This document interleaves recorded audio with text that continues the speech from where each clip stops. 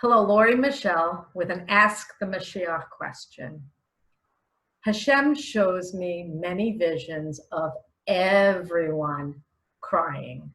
Thousands of you sobbing. Why?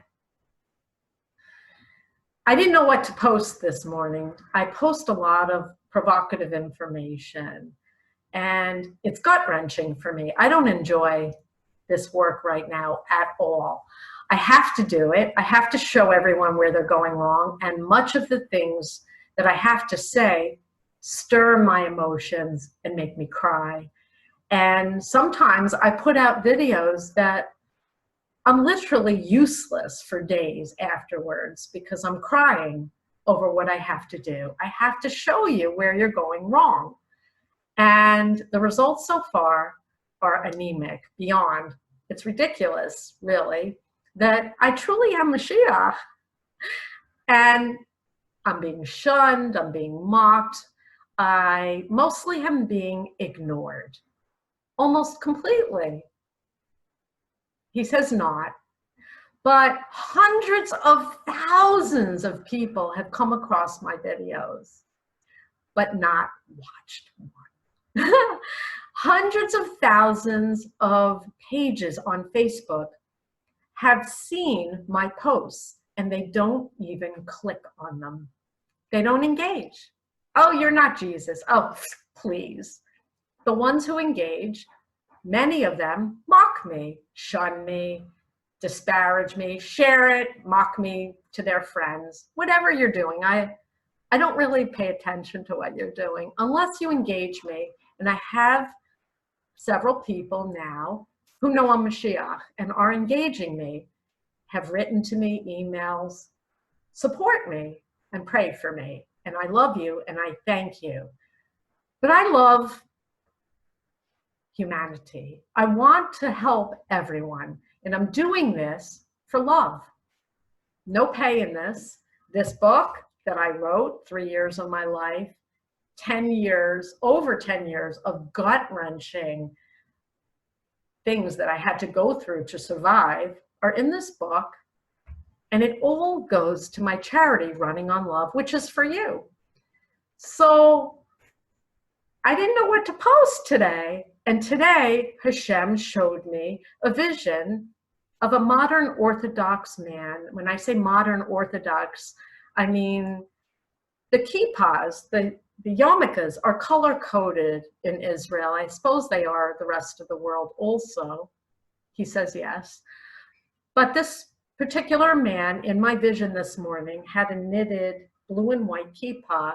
I guess that connotes religious Zionism if he's from Israel. I don't know what it connotes, but a religious Jewish man sobbing, crying, and his kippah was tilted, falling off of his head as he was crying. And I said, Hashem, you've shown me this before. What does this mean? He said, this is what I want you to post today. I want you to post that I show you many visions of people crying like this man. And he has.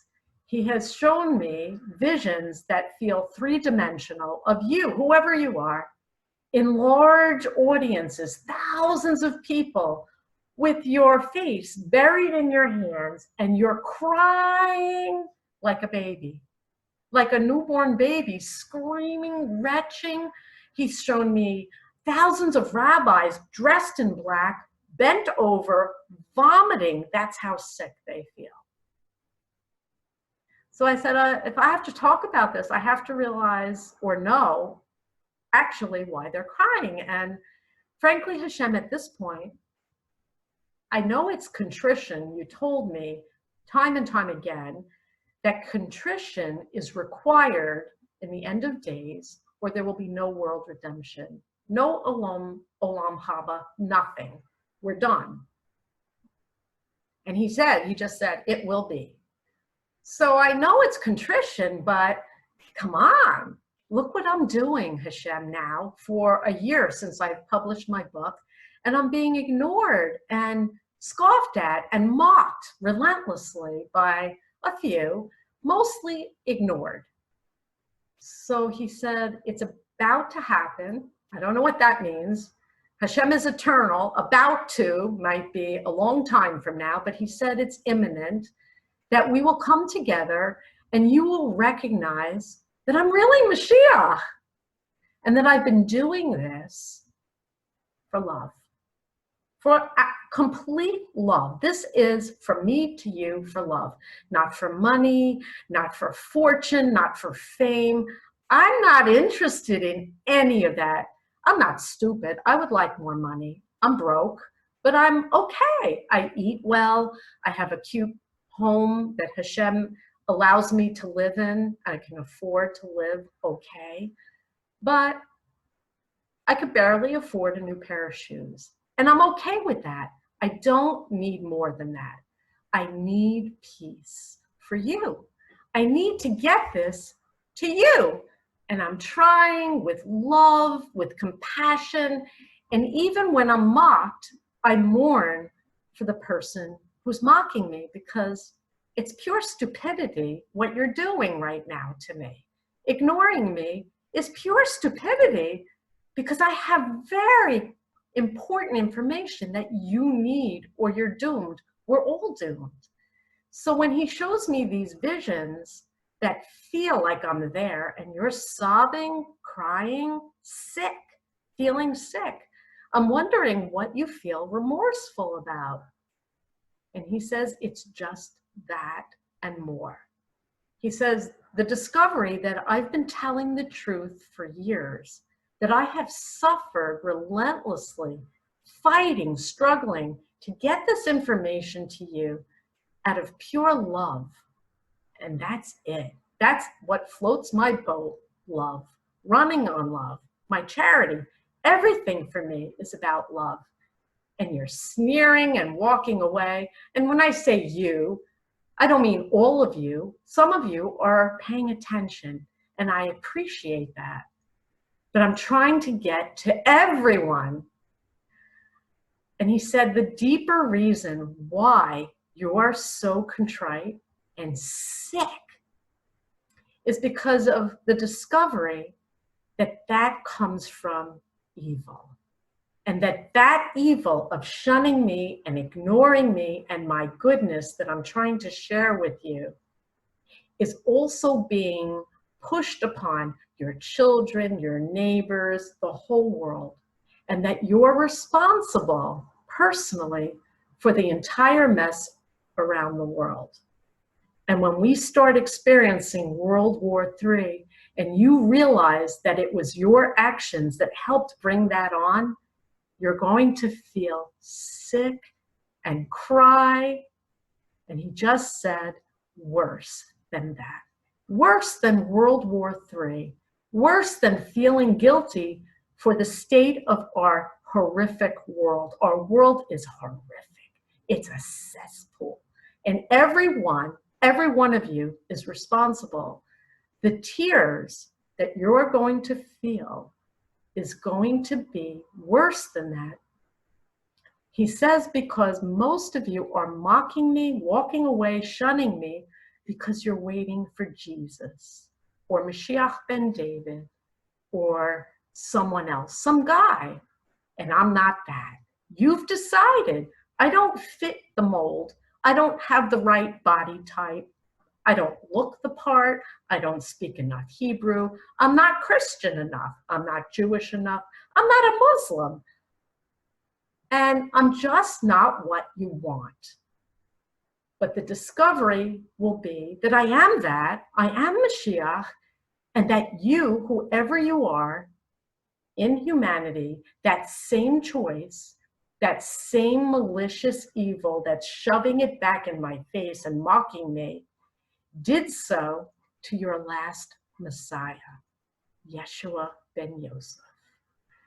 He says the realization that all of you are responsible for his murder and crucifixion, that he gave you love, he performed healings, he was really Moshiach, rabbis, and you bludgeoned him. his own students sold him for a handful of silver to the rabbis who bludgeoned him, handed him over to the Romans, the now current day Christians, who nailed him to wood like a pig on a spit, made him carry that cross on his back, that last walk. You spit on him, you cursed him, and he died alone. What happened?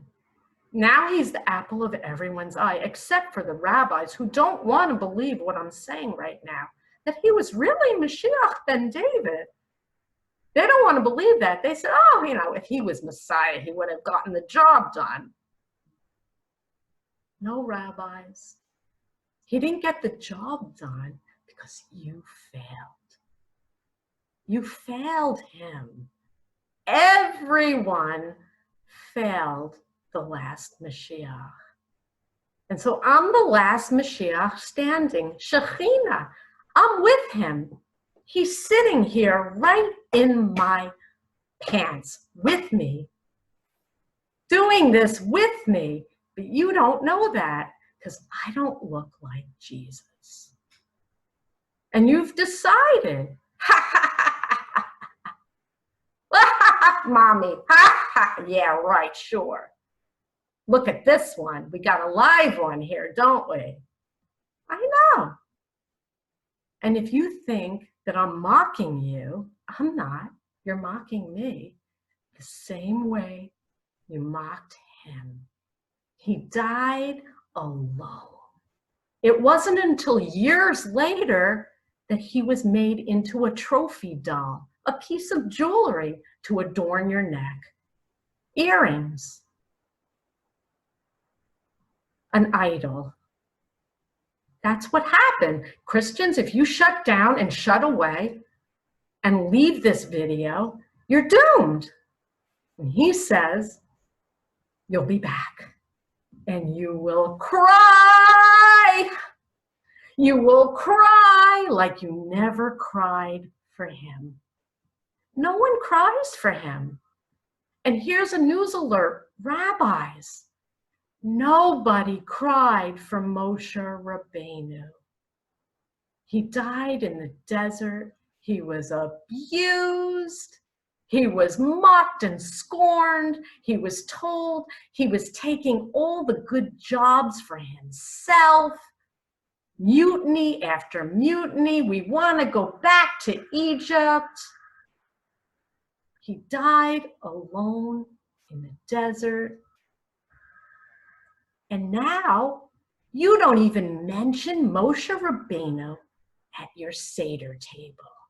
As you recall the Exodus, a mitzvah to tell the story of the Exodus. And you don't even mention Moses? Give me a break. Why? Why don't you mention Moshe Rabbeinu at the Seder table? Because you didn't appreciate him then, and you don't appreciate him now. You didn't want Moshiach ben David, Jesus, when you had him. You bludgeoned him. You nailed him to wood like a pig on a spit. And now you're praying for, bring me Mashiach, bring me Mashiach, me. It's all about you, and you get to decide who the Mashiach is, what the Mashiach looks like. Does the Mashiach fit your checklist? Gotta have a male genitalia for that job. You're wrong. And so he shows me thousands of you, I don't know when, finally discovering that I'm Moshiach. And yeah, I'm a mom, I'm a grandmother, I'm a Jew, I'm Shekhinah, I'm with Hashem as one, intertwined in this body in the same way Jesus was. Yeshua ben Yosef, Moshiach ben David. In the same way, unbeknownst to you Jewish people, Moshe Rabbeinu was. And others, it's in my book, what are you afraid of? You're afraid I'm telling the truth. The truth is painful. You can face it now, or you can face it later. The longer you wait, the harder it will be. And if you wait too long, and you wait till you die, you may not have a chance to cry and apologize and win Hashem's approval to be welcomed in his world to come. So that's what he wants me to tell you today. You think I enjoy this? No. Do you think I want to be Moshiach? No. I must. I see things in you. I see the goodness in you. I'm not even allowed to pick that out of you yet. He said there's too much work to do, too many tears you need to shed before I can show you how good you really are. You need to show me first how good you really are.